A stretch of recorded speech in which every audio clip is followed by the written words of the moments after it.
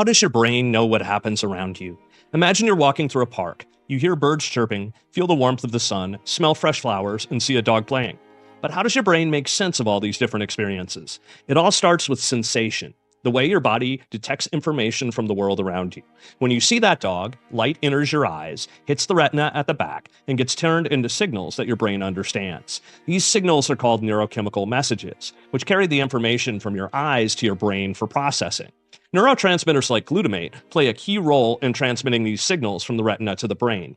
But not every little thing you see, hear, or feel gets noticed. For something to be detected, it needs to reach a certain level called the absolute threshold, the minimum amount of stimulation you need to detect something at least 50% of the time.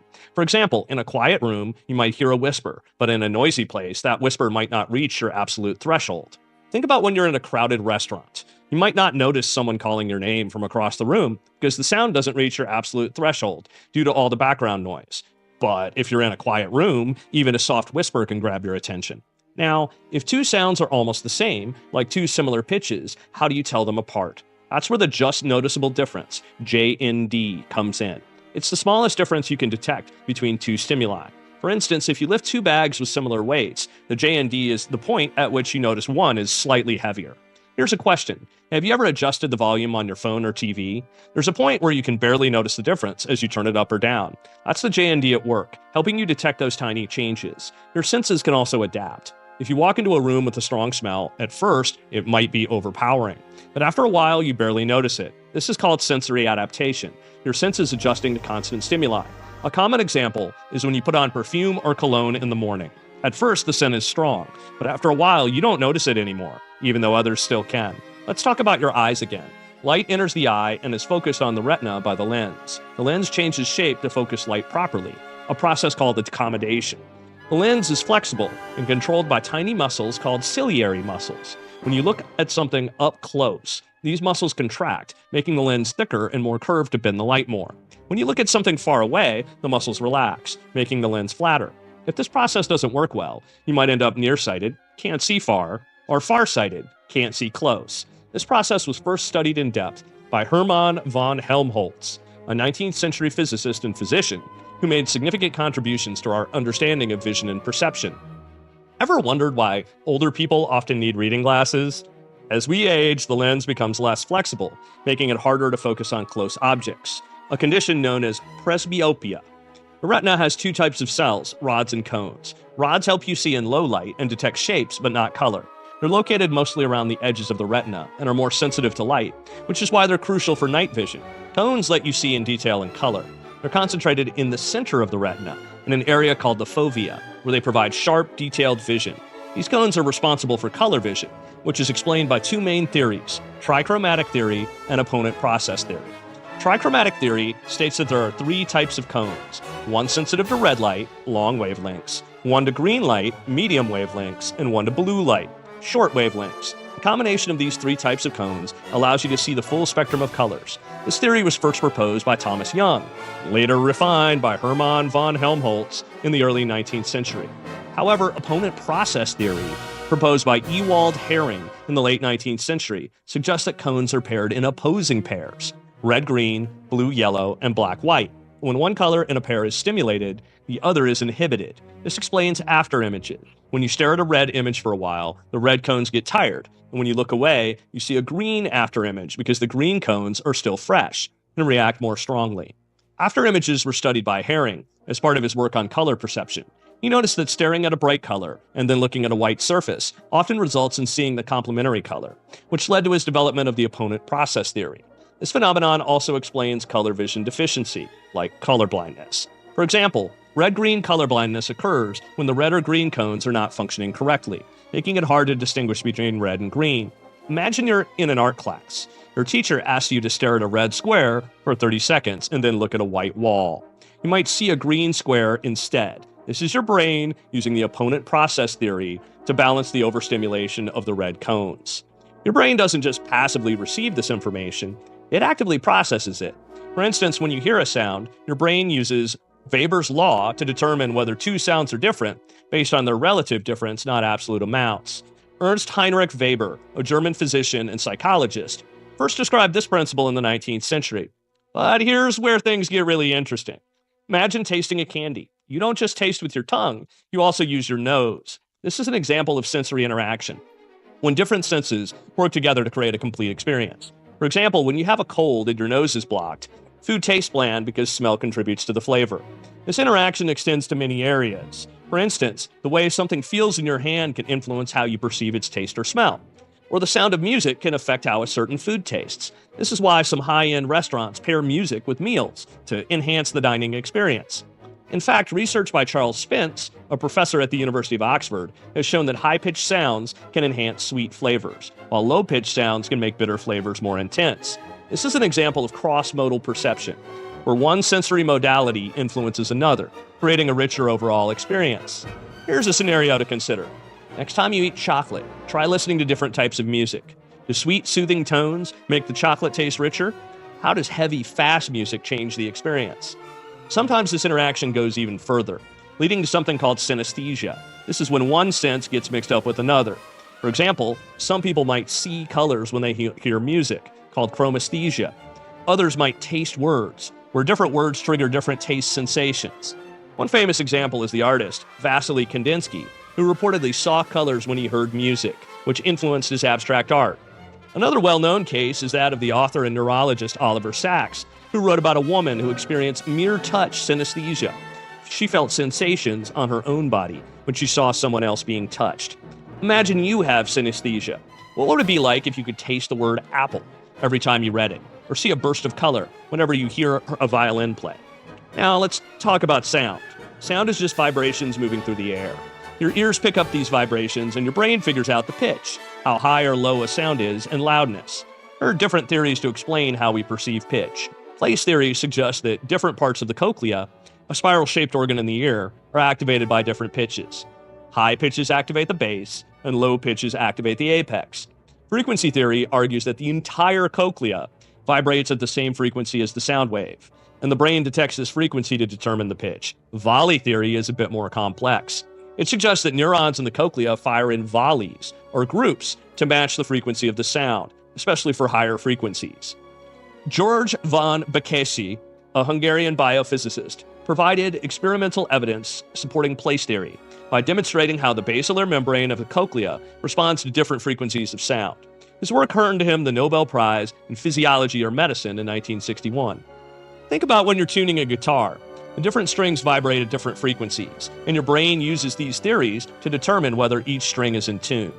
As you age or due to loud noises or earbuds, you might experience hearing loss. Conduction deafness happens when there's a problem with the ear's physical structures, like the eardrum or ossicles, the tiny bones that transmit sound. Sensory neural deafness occurs when there's damage to the inner ear, like the cochlea, or the brain pathways that process sound. An example of sensory neural hearing loss is damage caused by prolonged exposure to loud noises, which can harm the hair cells in the cochlea that detect sound. These are tiny cells in the cochlea, not our hair. Case studies, such as the famous example of Beethoven, who suffered from progressive hearing loss, illustrate the impact of hearing impairment on individuals. Despite his hearing loss, Beethoven continued to compose music, relying on the vibrations of the piano and his memory of sound. Imagine being at a loud concert without ear protection.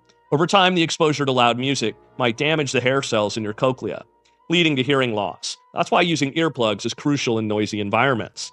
Your nose also plays a role in how you understand the world. Olfactory processing is the term for how your brain handles smells. Interestingly, smell is the only sense that doesn't first go through the thalamus, a part of the brain that processes sensory information. Instead, it goes straight to the olfactory bulb, then to areas involved in memory and emotion, like the amygdala and hippocampus. This direct connection is why certain smells can trigger powerful memories or emotions so quickly. A classic example of this is the Proust effect, named after the French writer Marcel Proust, who described how the smell of a Madeleine cake dipped in tea brought back vivid memories of his childhood. Research has shown that the entorhinal cortex, a part of the brain near the hippocampus, plays a key role in linking smells to memories. Think about the smell of freshly baked cookies. Does it remind you of your grandmother's house or a special time in your life? That's your olfactory system connecting with your memory. When you taste something like your favorite food, your tongue detects different types of tastes: sweet, sour, salty, bitter, umami, savory or protein, and even oleogustus, fat. Your tongue has taste buds, which contain taste receptor cells. These cells respond to different chemicals in your food, sending signals to your brain about what you're tasting. Some people have more taste receptors, making them super tasters, who experience flavors more intensely. The way taste and smell work together shows how much our senses are connected.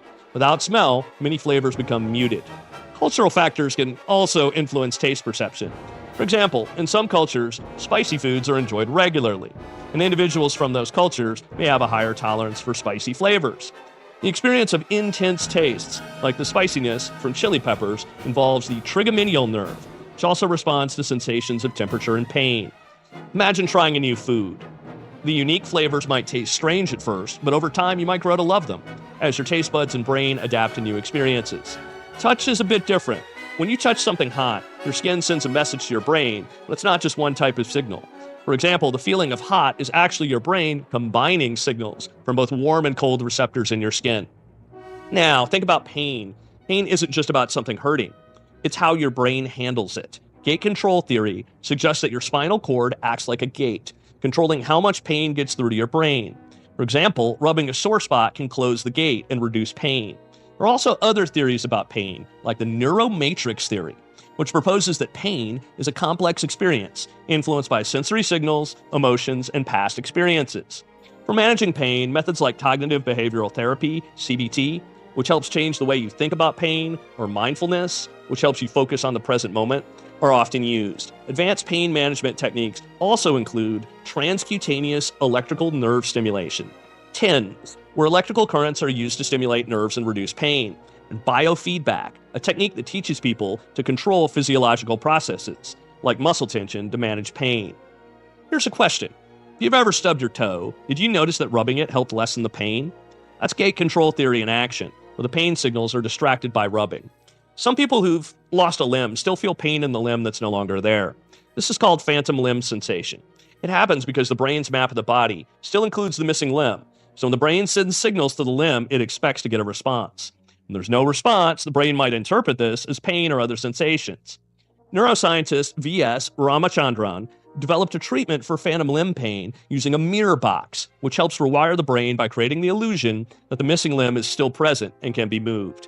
Imagine losing an arm but still feeling as if it's there.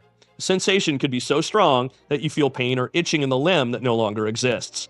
Ramachandran's mirror box technique helps trick the brain into thinking the limb is still there, which can relieve these phantom sensations. Finally, ever wonder how you keep your balance while riding a bike or walking in a straight line? Your brain gets help from the vestibular system in your ears and the kinesthetic sense, which helps you know where your body parts are without looking at them. The thalamus plays a broader role in sensation. It's like a relay station for most sensory information.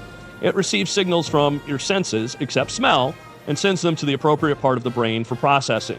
For example, visual information goes to the occipital lobe, while touch information goes to the parietal lobe. Sometimes, when certain brain areas don't function correctly, it can lead to disorders. For instance, prosopagnosia, or face blindness, occurs when the part of the brain responsible for recognizing faces, the fusiform gyrus, in the temporal lobe is damaged. Another disorder, blind sight, happens when someone can't consciously see, but can still respond to visual stimuli, due to damage in the primary visual cortex. Imagine meeting someone and not being able to recognize their face, even though you know who they are. That's what it's like for someone with prosopagnosia. On the other hand, blind sight shows how complex vision is. Someone can navigate a room without consciously seeing it, because their brain still processes the visual information on some level. Real-life applications of our understanding of sensation and perception are vast. For instance, virtual reality, VR, relies on accurately mimicking sensory experiences to create immersive environments. Understanding how the brain processes visual and auditory information allows designers to create VR experiences that feel real, even though they're entirely artificial. In art, knowledge of color theory and how the eye perceives color is used to create specific effects in paintings and photography. The use of complementary colors, for instance, can make images pop and evoke strong emotional responses. Here's something to think about. Next time you play a VR game, notice how real it feels. That's because the designers have tapped into the way your senses and brain work together to create a seamless experience. So how does this all relate to behavior? Simple. Your brain takes all this sensory information, processes it, then tells you how to act. If you see a car coming, you step out of the way. If you hear your name, you turn to see who's calling you. Your brain is constantly making sense of the world by filling in blanks, combining signals, and even tricking you sometimes. In a way, your perception is a bit of a creative work by your brain, not just a simple reflection